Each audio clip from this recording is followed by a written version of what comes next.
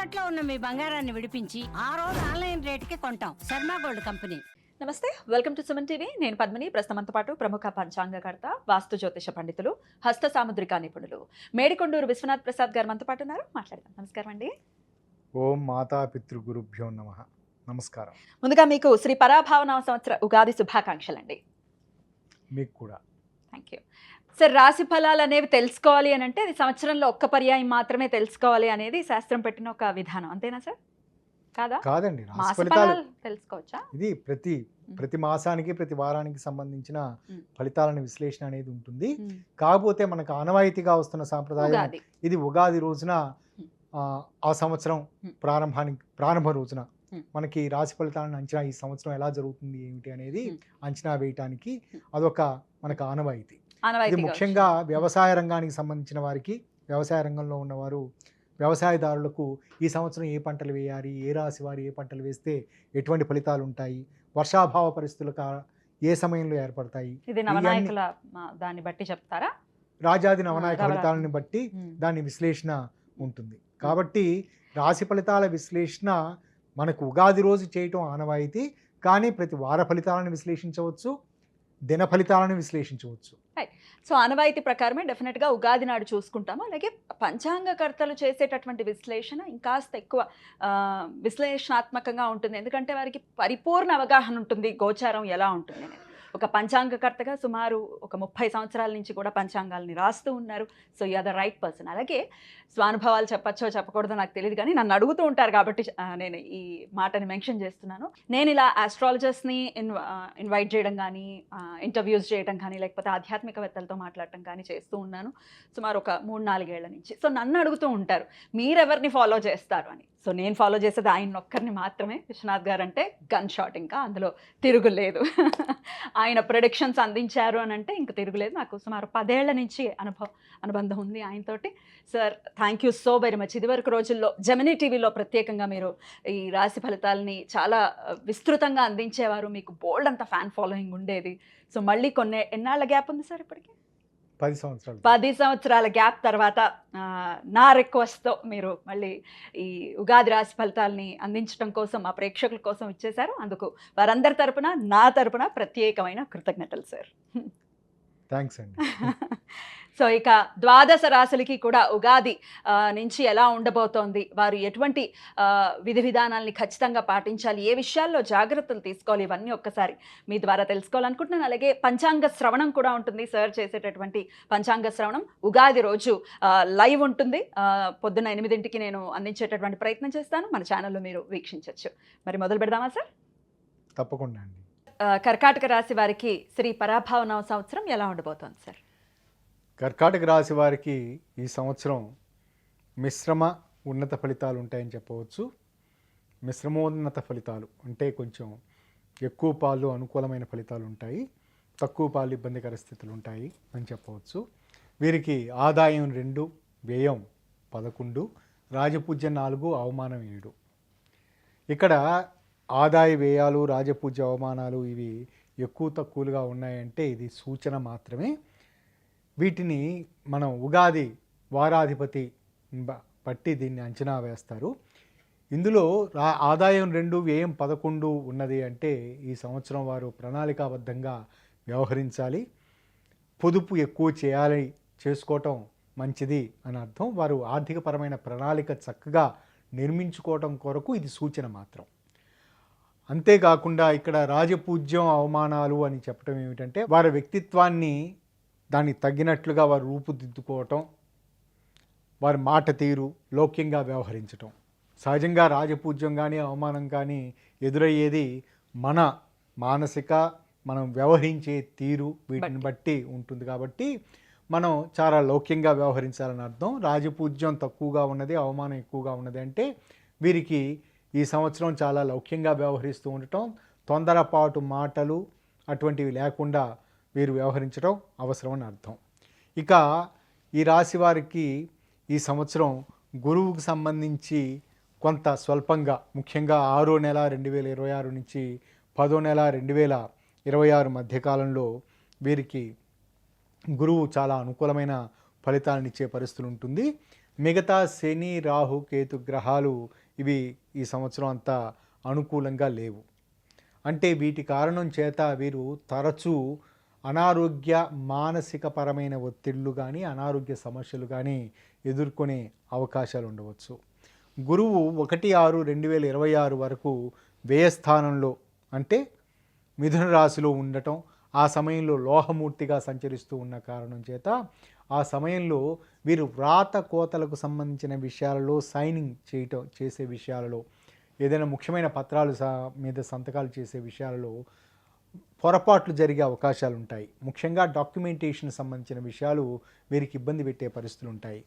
కానీ ఆ తదుపరి 1/6/2026 నుంచి అక్టోబర్ 30, 2026 మధ్యకాలంలో లగ్నంలో అంటే కర్కాటక రాశిలో గురు సంచారం ఆ సమయంలో మూర్తిత్వం ప్రకారం చూసుకున్నప్పుడు సువర్ణమూర్తిగా ఉంటాడు. ఆ సంవత్సరం ఆ పర్టికులర్గా అక్టోబర్ ఆ 4 నెలలు ఆ సమయం వారికి చాలా చక్కగా అనుకూలంగా ఉంటుంది. అంది వచ్చే ప్రతి అవకాశాన్ని సద్వినియోగపరచుకోవడానికి ప్రయత్నించటం మంచిది. ఆ తదుపరి జనవరి 24, 2027 ఆ ప్రాంతం వరకు ద్వితీయంలో అంటే సింహరాశిలో అతిచారం చేత గురువు సంచరిస్తూ ఉంటాడు. అది అనుకూలమైన ఫలితాలు కాదు.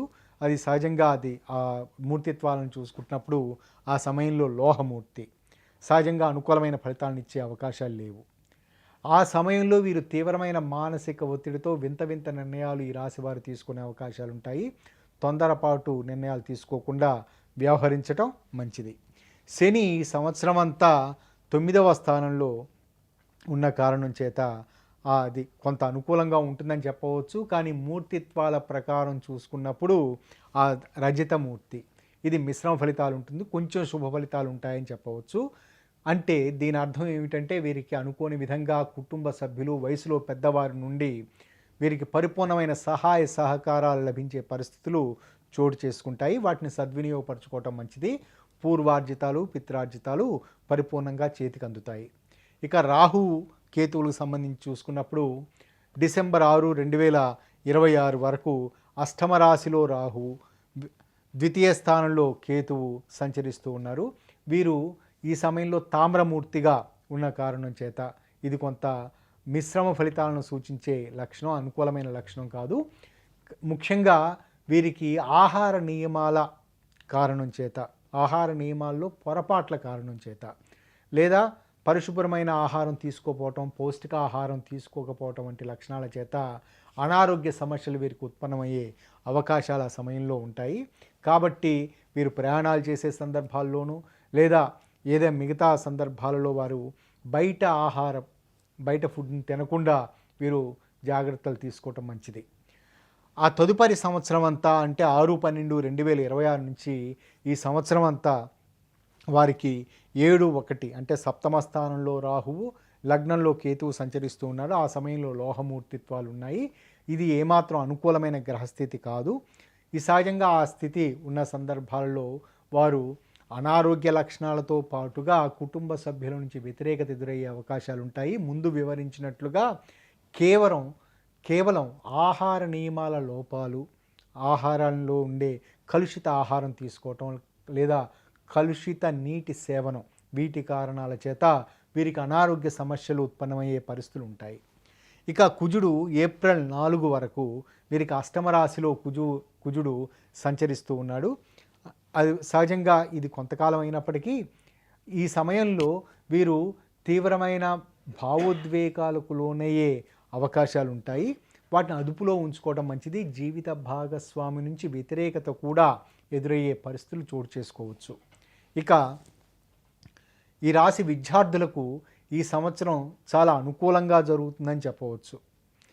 ముఖ్యంగా ఇంజనీరింగ్ రంగానికి సంబంధించి విద్యను అభ్యసిస్తున్న వారు ఈ సంవత్సరం అనుకూలమైన ఫలితాలు పొందుతారు.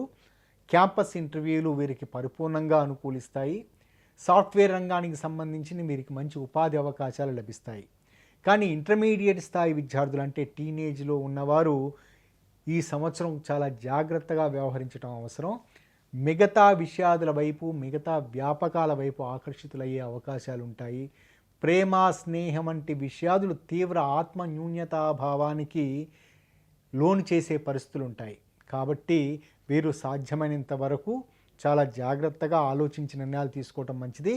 టీనేజ్ వయసులో ఉన్న ఈ రాశి విద్యార్థులు, వారికి సంబంధించిన తల్లిదండ్రులు లేదా వారు సోదర వర్గం వారు వారి పట్ల చాలా జాగ్రత్తగా వ్యవహరిస్తూ ఉండటం, ప్రేమ చూపిస్తూ ఉండటం, వారి ఆలోచనలను గమనిస్తూ వారికి సరైన సమయంలో సరైన సలహాలు ఇవ్వటం మంచిది. కొన్ని సందర్భాలలో ఈ రాశివారు అనుకోని విధంగా తీవ్రమైన మానసిక ఒత్తిడితోటి దురలవాట్ల బారిన పడే పరిస్థితులు కూడా ఉండవచ్చు. జాగ్రత్తలు తీసుకోవడం మంచిది. వాహన చోదకులు కొన్ని సందర్భాల్లో ఇబ్బందికర పరిస్థితులు, ముఖ్యంగా వీరికి 1/6/2026 ఈ జూన్ 1వ తారీఖు మధ్య ఆ సమయంలో వాహన ప్రమాదాల బారిన పడే పరిస్థితులు ఉంటాయి. రెండవది, ఇక ఉద్యోగులకు సంబంధించి ఈ సంవత్సరం కొంత మిశ్రమ ఫలితాలు ఉంటాయి. ఏ పని అయినా అంటే నేల విడిచి సాము చేసే పరిస్థితి ఇలాంటిది వీరు కొని తెచ్చుకోకుండా ఉండటం మంచిది. అంటే తాము ఖాళీగా కూర్చున్న 2 రకాల మానసిక స్థితులు ఏర్పడే పరిస్థితులు ఉంటాయి. ఒకటి, ఏదో ఊహించుకొని ఏదో జరుగుతుందన్న విషయంతో చాలా ఆకాశానికి నిచ్చెన వేసే మానసిక స్థితి కారణం చేత ఉన్న పరిస్థితులను, ఉన్న ఉపాధి అవకాశాలను కోల్పోయే పరిస్థితులు ఉంటాయి.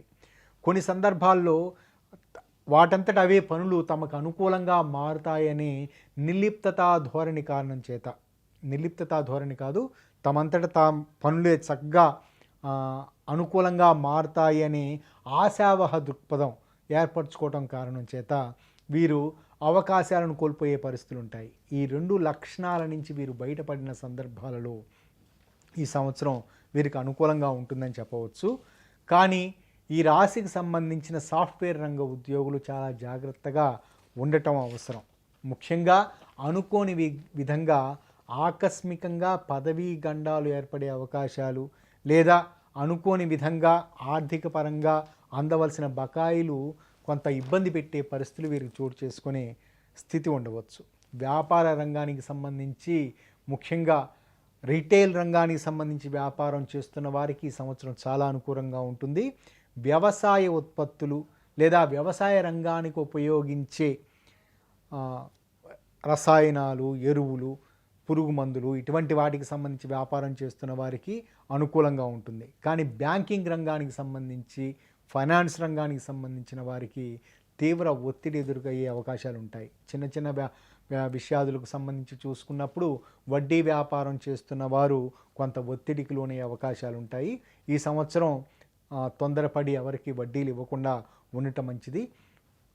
ముఖ్యంగా వారికి సేఫ్గా అనిపించే బ్యాంకులలో వాటిల్లో వారు నిల్వ చేసుకోవటం, అందులో పెట్టుబడులు పెట్టడం మంచిది.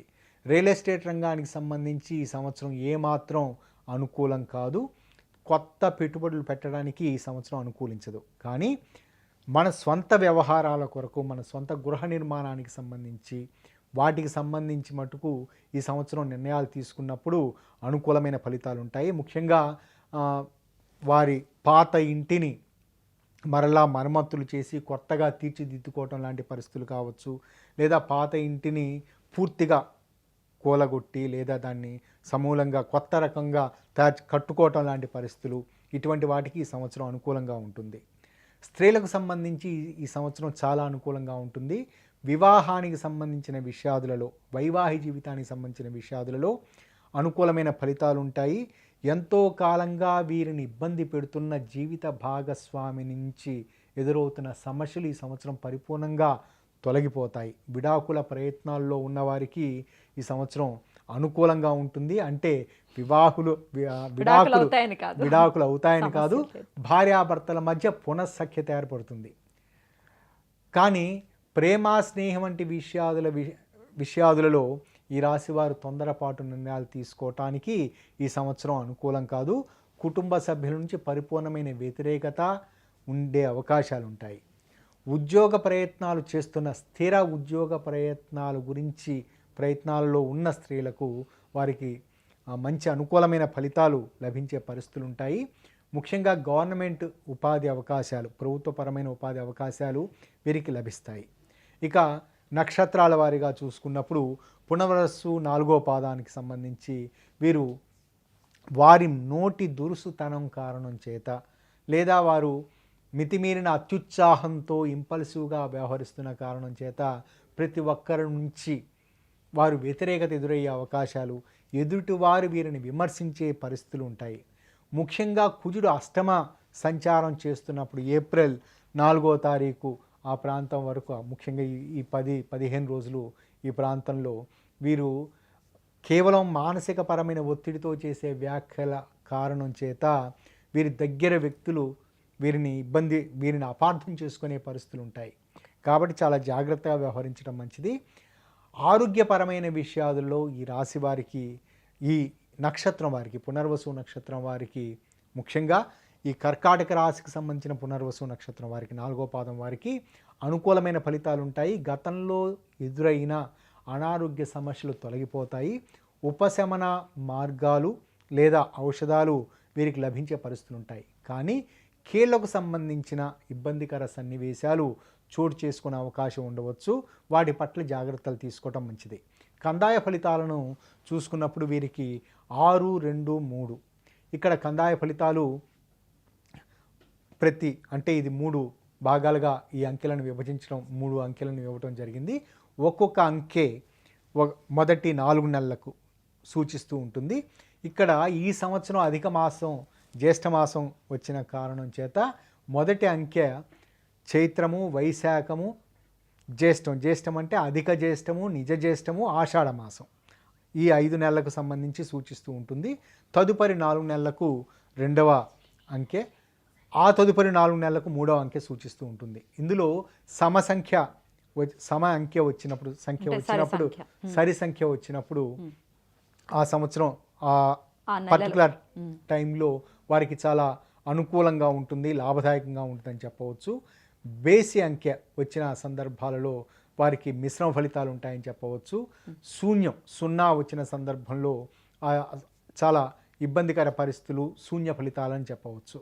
ఇక్కడ వీరికి సరి అంకె 6 మొదటి 4 నెలల్లో ఉన్నది కాబట్టి ఆర్థిక పరంగా అనుకూలంగా ఉంటుంది అని చెప్పవచ్చు. తదుపరి కూడా అనుకూలమైన పరిస్థితులు, కానీ చివరి 4 నెలలు కొంత మిశ్రమ ఫలితాలు ఉంటాయి. పుష్యమి నక్షత్రానికి సంబంధించి వీరికి అలంకార ప్రాప్తి అంటే నూతన వస్తు, వస్త్ర, వాహనాదులు ఇటువంటి వీరు సమకూర్చుకునే పరిస్థితులు ఉంటాయి. వీరికి చాలా అనుకూలంగా ఉంటుంది. వివాహాది శుభకార్య ప్రయత్నాలు పరిపూర్ణ అనుకూలమైన ఫలితాలను ఇస్తాయి. ఎంతో కాలంగా ఇబ్బంది పెడుతున్న మానసిక, శారీరక సమస్యలు తొలగిపోతాయి. ముఖ్యంగా ఈ రాశి వారికి దీర్ఘకాలికంగా వేధిస్తున్న చర్మ సంబంధిత ఇబ్బందికర సన్నివేశాలు, పరిస్థితులు ఈ సంవత్సరం పూర్తిగా తొలగిపోయే పరిస్థితులు ఉంటాయి. దానికి సంబంధించి వారు వైద్య విధానాలకు ప్రాధాన్యత ఇవ్వటం అవసరం. నూతన ఉపాధి అవకాశాలకు సంబంధించి ఈ నక్షత్ర స్త్రీలు ప్రయత్నం చేసుకున్న సందర్భాలలో అనుకూలమైన ఫలితాలను పొందగలుగుతారు. కానీ విద్యార్థులకు సంబంధించి వీరు భావోద్వేగాలకు లోను కాకుండా వ్యవహరించడం మంచిది. ముందు రాశి ఫలితాలలో వివరించినట్లుగా టీనేజ్ సంబంధించిన వారు పుష్యమి నక్షత్ర జాతకులు చాలా జాగ్రత్తగా ఉండటం అవసరం. కందాయ ఫలితాలను చూసుకున్నప్పుడు వీరికి 1-0-0 అని వచ్చింది. 2 సున్నాలు రావటం ఇది తీవ్రమైన మానసిక ఒత్తిడిని సూచించే పరిస్థితులు. బేస్ సంఖ్య మొదటి 1 వచ్చింది. అంటే ఆర్థికపరమైన విషయాలు వీటన్నిటికి సంబంధించి వీరు చాలా ప్రణాళికాబద్ధంగా వ్యవహరించడం మంచిది.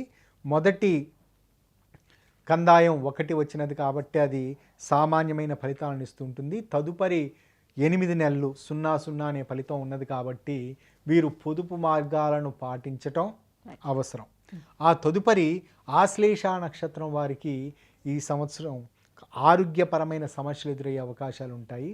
కానీ చిన్న అనారోగ్య సమస్యలకు తొందరపాటు వారికి సొంత వైద్యం చేసుకోవటం ఏమాత్రం అనుకూలం కాదు. అంటే మార్కెట్లో బయట కౌంటర్గా దొరుకుతున్న మందులను ఉపయోగించటం, వాటి తలనొప్పి వచ్చింది కదా అని ఏదో వేసేసుకోవడం కరెక్ట్ కాదు. పరిపూర్ణమైన వైద్య సలహాలను తీసుకోవటం మంచిది. కేవలం ఇక్కడ డ్రగ్ అబ్యూజ్ కారణం చేత వీరికి అనారోగ్య సమస్యలు పెరిగే అవకాశాలు ఉంటాయి. కాబట్టి ఆరోగ్య విషయంలో జాగ్రత్తలు తీసుకోవటం మంచిది. కానీ ఆర్థికపరమైన విషయాలలో చాలా అనుకూలంగా ఉంటుంది. ముఖ్యంగా వాళ్ళ పూర్వార్జిత పిత్రార్జితాలకు సంబంధించి అనుకూలమైన ఫలితాలు ఉంటాయి. దైవానుగ్రహంతో దైవ బలంతో వీరికి అనుకోని విధంగా ఊహించని విధంగా ఆకస్మిక ధనలాభం, వారికి అందవలసిన ధనలాభం చేతికి అందే పరిస్థితులు ఉంటాయి. విద్యార్థులు కూడా ఈ నక్షత్ర విద్యార్థులు ఈ సంవత్సరం వచ్చే అవకాశాలను సద్వినియోగపరచుకోవటం మంచిది.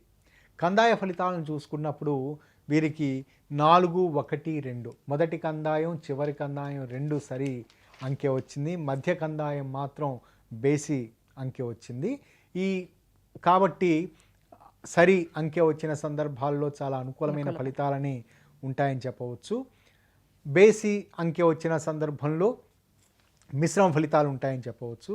కాబట్టి ఈ సంవత్సరం వీరికి ఆర్థికపరంగా అనుకూలంగా ఉంటుంది అన్ని విధాలు. కానీ ఆరోగ్యపరమైన విషయాలలో మాత్రం స్వల్ప జాగ్రత్తలు తీసుకోవటం మంచిది. అయినప్పటికీ ఈ కర్కాటక రాశి వారు ఏ ఆరాధన విశేషంగా ఈ సంవత్సరం అంతా చేసుకోవాలి? వీరు ముఖ్యంగా చంద్రునికి సంబంధించి ఆరాధన చేసుకోవటం మంచిది.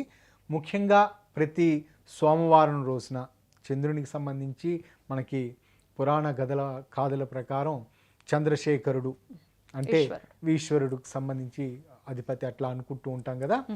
రెండవ రకంగా చంద్రునికి సంబంధించి లక్ష్మీ అమ్మవారిని కూడా మన పరిగణలోకి తీసుకుంటూ ఉంటాం. లక్ష్మీ చంద్రునికి సంబంధించి అధిష్టాన దేవత అని.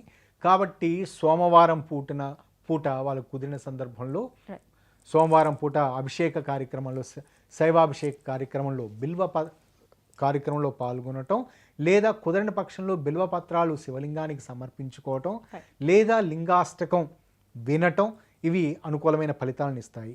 లేదా స్త్రీలకు సంబంధించి చూసుకున్నప్పుడు శుక్రవారం పూటన లక్ష్మీ అష్టోత్తర శతనామావళి చదువుకుంటూ ఉండటం, ఇది ఈ సంవత్సరం వీళ్ళకి పరిపూర్ణమైన అనుకూల ఫలితాలను ఇస్తాయి. అలా ఇవ్వాలి కర్కాటక రాశి వారికి ఈ సంవత్సరం అంతా చాలా ప్రశాంతవంతంగా వెళ్ళాలని మనస్ఫూర్తిగా కోరుకుంటూ చాలా చక్కగా తెలియజేశారు సార్. ఇక నెక్స్ట్ వీడియోలో సింహరాశి గురించి తెలుసుకుందాం. Thank you so very much sir. నమస్తే. నమస్కారం.